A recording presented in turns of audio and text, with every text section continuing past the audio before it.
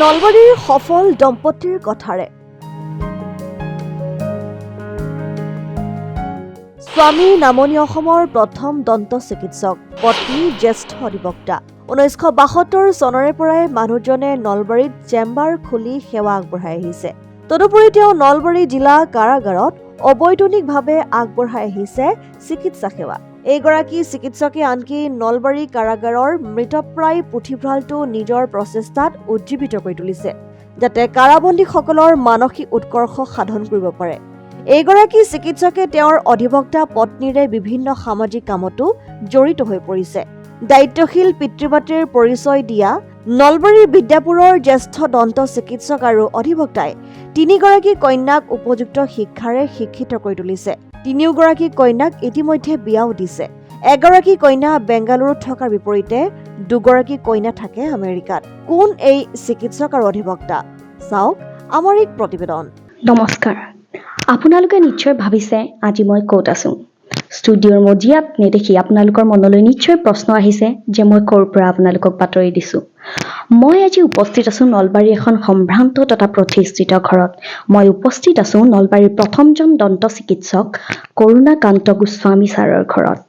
আজি আমি তেওঁৰ সৈতে চিনাকি হ'ম, তেওঁৰ বিষয়ে জানিম, তেওঁলোকৰ প্ৰতিষ্ঠিত তথা সম্ভ্ৰান্ত ঘৰখনৰ ইতিহাসৰ বিষয়ে কিছু জানিম। আহক এতিয়া আপোনালোকক লৈ গৈছো ছাৰ আৰু তেওঁৰ পৰিয়ালৰ কাষলৈ। অসম টাইমৰ দৰ্শকসকলক আজি আমি চিনাকি কৰাই দিব বিচাৰিছো নলবাৰীৰ এজন বিশেষ ব্যক্তিৰ সৈতে। নলবাৰী এতিয়া অসমৰ এখন অন্যতম জিলা। ইয়াত এতিয়া সকলো সা সুবিধা আছে, কিন্তু এটা সময় আছিল যেতিয়া নলবাৰীত দন্ত চিকিৎসকৰ অভাৱ আছিল। সেইখিনি সময়তে নলবাৰীৰ প্ৰথমজন দন্ত চিকিৎসক হিচাপে নিজকে প্ৰতিষ্ঠিত কৰিছিল কৰুণাকান্ত গোস্বামী ছাৰে। আজি আমাৰ সৈতে আছে নলবাৰীৰ প্ৰথমজন দন্ত চিকিৎসক কৰুণাকান্ত ছাৰ। ছাৰ, আমি প্ৰথমে আপোনাক স্বাগতম জনাইছো আৰু আপোনাৰ পৰা আপোনাৰ সেই যাত্ৰাৰ আৰম্ভণিৰ বিষয়ে জানিব বিচাৰিছো। মই 1971 চনত ওচমানিয়া মেডিকেল কলেজৰ পৰা BDS পাছ কৰি আহিলোঁ। BSc পাছ কৰাৰ পিছত গভৰ্ণমেণ্টে মোক তালৈকে পঠিয়ালে। মই গভৰ্ণমেণ্টৰ স্কলাৰশ্বিপত মই পঢ়িছোঁ আৰু 1971 চনত মই তাৰ পৰা ডাক্তৰ হৈ ওলাই আহিলোঁ।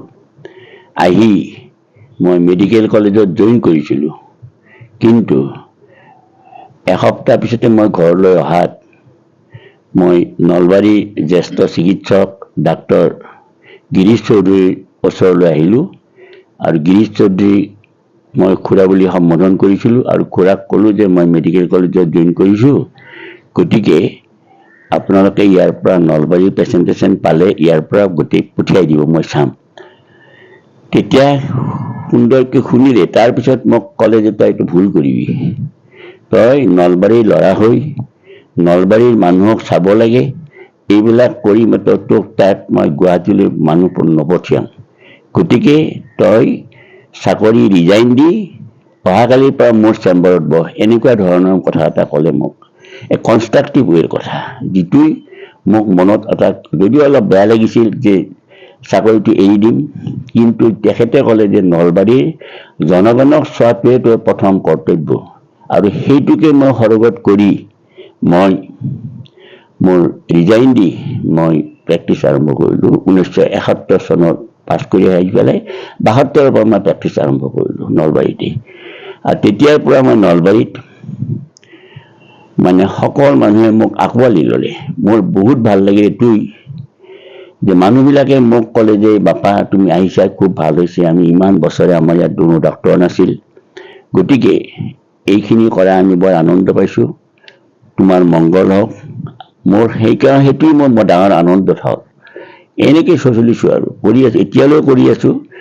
এতিয়া মই কিছুদিনৰ পৰা মই যিহেতু মোৰ বয়স হ'ল, এতিয়া মই 80 ক্ৰছ কৰিম আৰু এমাহ পিছতেই, গতিকে মই ভাবিছোঁ এইটোৱেই যে মই ৰোগীবিলাকক চাবলৈ মন যায়, কিন্তু এতিয়া বয়সৰ কাৰণে কিছুমান অসুবিধাও হয়। কিন্তু কিছুমান ৰোগীয়ে মোক ফোন কৰে যে ছাৰ আপুনি আমাৰ এবাৰ চাই দিয়কচোন। তেতিয়া মই যেতিয়া খুব কল কৰে তেতিয়া মই চেম্বাৰটো খুলি তেওঁলোকক চাই দিওঁ। এতিয়াও মই চাই আছোঁ। তাত বাহিৰেও মই কিছুমান অনুষ্ঠানত জড়িত আছিলোঁ। আছাম মেণ্টেল ৱেলফেয়াৰ ছ'চাইটিৰ মই অসমৰ প্ৰেচিডেণ্ট আছিলোঁ। ইয়াত এনেকুৱা এখন স্কুল আছে মালিকুচিত, সেইখনো মই বহু বছৰ মই প্ৰেচিডেণ্ট আছিলোঁ। তাৰপিছতো মই ইমাৰ্জেঞ্চিৰ পাৰৰ পৰা সময়ৰ পৰা মই নলবাৰী জেলত অনাৰী ডেণ্টেল চাৰ্জন হিচাপে কাম কৰি আছোঁ, আৰু এতিয়াও মই নলবাৰী জেলত অনাৰী ডেণ্টেল চাৰ্জন হিচাপে কাম কৰি আছোঁ। আৰু জেলৰ ভিতৰত মই এটা লাইব্ৰেৰী বনাইছোঁ। এতিয়া মোৰ আনন্দ এইটোৱেই লাগে যে নলবাৰীত কাৰাবন্দীসকলে সুন্দৰকৈ কিতাপ পঢ়ে আৰু মনত আনন্দ লাভ কৰে। গতিকে এইখিনি কৰি আছোঁ আৰু এতিয়ালৈকে। আৰু বাইদেউ, আমি যিহেতু জানো আপুনি এগৰাকী সুদক্ষ অধিবক্তা, আপোনাৰ সেই যাত্ৰাৰ বিষয়ে আমাক কিছু জনাব নেকি? সেই যাত্ৰাটো মোৰ এনেকুৱা আছিল, মই আগতে পাকঘৰতে আছিলোঁ। আচলতে মই সকলোকে কওঁ যে আমি পাকঘৰৰে আমি ভিতৰতে থাকোঁ, হাজাৰ শিক্ষা দীক্ষা ল'লেও যদি একো নাথাকে। তেনেকৈ থাকোঁতে এদিন ল' কলেজৰ কেৰাণীজনে আমাৰ ঘৰত কিবা কাম কৰিছিল। তেতিয়া মোক সুধিছিল মোৰ শিক্ষাগত অৰ্হতা, আৰু সোধাৰ পিছত তেওঁ ক'লে যে BSc পাছ কৰিছে আমাৰ নতুন ল' কলেজ, আপুনি এডমিশ্যন লওক। মোৰ কিবা এটা মন গ'ল। আচলতে মই বহুদিন 1975তে BSc পাছ কৰি, তেতিয়া 87, 12 বছৰে আৰু তেনেকুৱা পঢ়া শুনাৰ লগত নাই আৰু কানেকশ্যন নাই। খুব মন গ'ল। এতিয়া মই ল' কলেজত এডমিশ্যন ল'লোঁ। এডমিশ্যন ল'বলৈকো মই যোৱা নাই আচলতে, সিয়ে আৰু গোটেইখিনি কৰি দিছে তেনেকুৱা। তেতিয়া তাৰপিছত মই পঢ়িলোঁ, আৰু পঢ়ি পাছ কৰিলোঁ, আৰু 90ত মই এডভকেট হিচাপে জইন কৰিলোঁ 90 চনত, 3 বছৰ পিছতে। তেতিয়া মোৰ 3জনী ছোৱালী সৰু সৰু, আৰু সিহঁতক গোটেই চোৱা মিলা কৰি পেলাই পঢ়িব লগা হৈছিল বাৰু। কৰাৰ পিছত মই সেই যিটো কণ্টিনিউ কৰিলোঁ, কৰিব খোজা নাছিলোঁ, ভাবিলোঁ ডিগ্ৰীটো লৈছোঁ আৰু প্ৰেক্টিছটো নকৰোঁ। কাৰণ মোৰ আচলতে ওকালতিটো মোৰ আচলতে ইচ্ছা নাছিলে। মোৰ আছিল শিক্ষকতা কৰাৰ খুব ইচ্ছা, কিন্তু সেইটো মোৰ নহ'ল। এখেতে মোক ক'লে, মোৰ মিষ্টাৰে ক'লে আচলতে, যে নহয়, তুমি যদি জীৱনত ব্যস্ত হৈ পৰা তেতিয়া তুমি লাইফটো বহুত ভালকৈ যাব, আৰু ইহঁত সদায় আমাৰ লগত নাথাকে। পঢ়া শুনা কৰিলেতো চবেই ওলাই যায়, সেইকাৰণে পিছলৈ তোমাৰ সুবিধা হ'ব। সেই বস্তুটোকে ভাবি পেলাই মই 90ত জইন কৰিছিলোঁ। তেতিয়াৰ পৰা মই এতিয়াও প্ৰেক্টিছ কৰি আছোঁ। এতিয়াও মই কোৰ্টত যাওঁ, তেনেকৈ প্ৰেক্টিছ কৰি আছোঁ। নিশ্চয়কৈ বাইদেউ, আপোনাৰ কাহিনী আমি শুনিলোঁ। নিশ্চয়কৈ এই কাহিনীয়ে আপোনাৰ দৰে ঘৰত সোমাই থকা বহু গৃহিণীক আকৌ নতুনকৈ নিজৰ ভাল লগা কামটো কৰিবলৈ অনুপ্ৰেৰণা যোগাব। আমি এতিয়া আহিব খুজিছোঁ, আপুনি যিহেতু উল্লেখ কৰিলে আপোনালোকৰ 3গৰাকী জীয়ৰী, আৰু নলবাৰীত আপোনালোক দুয়োকে সুযোগ্য পিতৃ মাতৃ বুলি আপোনালোকৰ এটা নাম আছে। আপোনালোকৰ 3গৰাকী জীয়ৰী, 2গৰাকী বিদেশত চাকৰি কৰে, আৰু এগৰাকী অসমৰ বাহিৰত চাকৰি কৰে। তেওঁলোকৰ বিষয়ে অকণমান দূৰৰে পৰা জানিব বিচাৰিম আমি। তেওঁলোক আচলতে অসমীয়া মিডিয়ামতেই পঢ়া। তেতিয়াও লিটিল ফ্লাৱাৰ স্কুল হৈছিলে, কিন্তু আমাৰ এনেকুৱা যে ডাঙৰজনীক যিহেতু লিটিল ফ্লাৱাৰত দিয়া নহ'ল, ইংলিছ মিডিয়ামত দিয়া নহ'ল, বেছিকতে পঢ়িছিল অভ্যাসন বিদ্যালয়তে। সেইবাবে আমি 3জনীকে আচলতে সমানকেই ডাঙৰ কৰিছোঁ। তাইক দিয়া নাই কাৰণে বাকী 2জনীকো দিয়া নাই। গোটেইকেইজনীয়ে অসমীয়া মিডিয়ামতে পঢ়া। তাৰ পৰা MNC বালিকাত পঢ়িলে, মেট্ৰিক পাছ কৰিলে।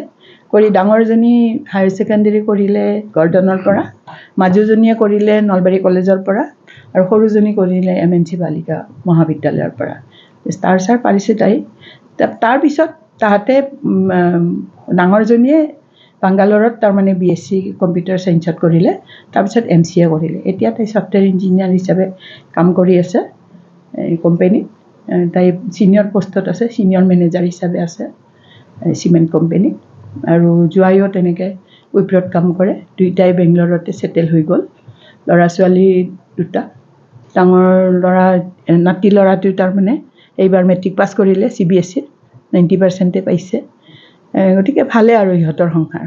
আৰু বাকী 2জনীৰো, এইজনী ইঞ্জিনিয়াৰিং কৰিলে, তাই ৰুৰকেলাৰ পৰা, উৰিষ্যাৰ ৰুৰকেলাৰ কৰি তাই বেংগলৰত চাকৰি কৰিলে। তাই অৰাকুলত কৰিছিল প্ৰথমতে, কৰি বিয়া হ'ল, যোৰহাটৰ ল'ৰা। আৰু বিয়া আমি সকলোকে চায়েই দিছোঁ, আমি নিজেই পচন্দ কৰি দিয়াৰ ল'ৰাৰ লগতে বিয়া হৈছে। সিহঁত সৰুৰ পৰাই বহুত অবিডিয়েণ্ট, আৰু এতিয়াও সেই তেনেকেই আছে। আমাৰ ফ্ৰেণ্ড, আমি গোটেই 5টা আমি ফ্ৰেণ্ডৰ নিচিনা, আৰু যে প্ৰত্যেকৰ কথাই জানো এনেকুৱা। তেনেকৈ যোৰহাটৰ ল'ৰাৰ লগত বিয়া হৈছে। তাইৰ ল'ৰা এটা। তাহাঁতে আছে অষ্টিনত আছে, আৰু টেক্সাছ ষ্টেটখন হয় আমেৰিকাৰ, তাতে দুয়োটাই চাকৰি কৰে। এটা ইনফ'চিছত কৰে, মানে জোৱাই কৰে এডবিত কৰে, এডবি। আৰু সৰুজনী কেলিফৰ্ণিয়াত আছে।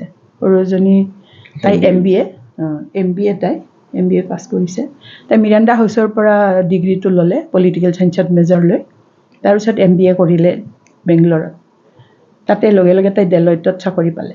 চাকৰি পোৱাৰ পিছতে মই সকলোকে বিয়া দিছোঁ। কিন্তু আমি দুইটাৰে এটা কথা আছিল যে আমাৰ যিহেতু ছোৱালী এষ্টাব্লিছ, মানে আমি সদায় কৈছিলোঁ যে ভৰিৰ ওপৰত থিয় হ'লেহে বিয়া দিম, আৰু তেনেকৈ আচলতে আমি কৰিব পাৰিছোঁ। এই যে জোৱাইও ইঞ্জিনিয়াৰ, আৰু দুইটাই কোৱালকম কোম্পানীতে কাম কৰে ছেন ডিয়েগোত, কেলিফৰ্ণিয়া। তাইৰ দুজনী ছোৱালী, সৰু ডাঙৰজনী 8 বছৰ হৈছে আৰু তেনেকুৱা। সদায় ৰাতিপুৱা এবাৰ ফোন কৰে, তাহাঁতৰ ৰাতি আৰু শোৱাৰ আগে আগে আমাক ফোন কৰে, তাহাঁত শোৱাৰ আগতে আমাক এবাৰ ফোন কৰে, আমাৰ ৰাতিপুৱা হয় আৰু তেতিয়া। আপোনাৰ কথাখিনি শুনি আপোনালোক যে কিয় আপোনালোকক নলবাৰীৰ সুযোগ্য পিতৃ মাতৃ বুলি কোৱা হয় সেইটো অনুধাৱন কৰিব পাৰি। আপোনালোকৰ নিচিনা যদি সকলো পিতৃ মাতৃয়ে এইটো চিন্তা কৰে যে নিজৰ ল'ৰাই হওক বা ছোৱালীয়েই হওক প্ৰথমে নিজৰ ভৰিত থিয় কৰোৱাৰ চেষ্টা কৰে, তাৰপিছত বিয়া বাৰুৰ কথা চিন্তা কৰে, তেতিয়াহ'লে নিশ্চয়কৈ সকলোৰে সন্তানে সুফল লাভ কৰিব। এইখিনি সময় দিয়াৰ বাবে বহুত বহুত ধন্যবাদ। বহুত ভাল লাগিল আপোনালোকৰ লগত কথা পাতি। আমাৰ অসম টাইমৰ দৰ্শকেও নিশ্চয় এইখিনি ছাৰ আৰু বাইদেউৰ কথাখিনি শুনি নিশ্চয় ভাল পাব আৰু বহুতেই অনুপ্ৰেৰণা লাভ কৰিব বুলি মই আশা ৰাখিলোঁ। ধন্যবাদ ছাৰ। আমাৰ ফালৰ পৰা অসম টাইমছলৈ আন্তৰিক শুভেচ্ছা জ্ঞাপন কৰিছোঁ। News desk report, Assam time. ৰাইজৰ কণ্ঠ অসম টাইম। ঘৰত আনন্দ আৰু সম্পৰ্কৰ চমক বজাই ৰাখিবলৈ জৰুৰী হৈছে সকলো আনন্দময় মুহূৰ্তত মৰমৰ উপহাৰ দিয়াটো। সেইবাবে মধুশ্ৰী জুৱেলাৰ্ছে আনিছে সকলো ৰঙীন ক্ষণৰ বাবে বিশেষ গহনা। হীৰাৰে হওক, সোণৰে হওক বা ৰূপৰে হওক, শ্ৰেষ্ঠ ডিজাইনছ আৰু হলমাৰ্কযুক্ত গহনাই ৰাখে সম্পৰ্কক নিখুঁত। তেনেহ'লে আজিয়ে আনক আনন্দ মধুশ্ৰী জুৱেলাৰ্ছৰ সৈতে। যোগাযোগ কৰক 7028000341 নাইবা ভিজিট কৰক LNB ৰোড, নলবাৰী, অসম।